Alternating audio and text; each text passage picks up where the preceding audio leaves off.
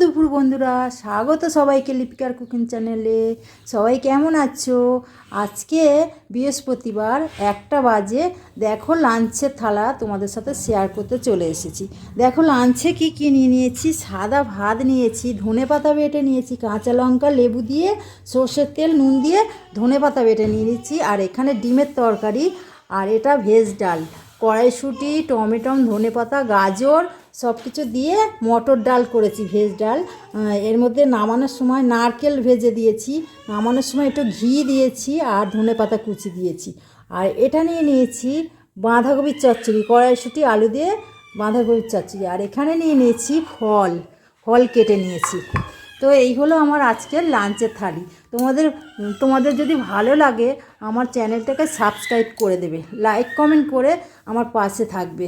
ওকে, bye bye, tata. আসছি আবার একটা নতুন ভিডিও নিয়ে। সবাই ভালো থাকবে, সুস্থ থাকবে।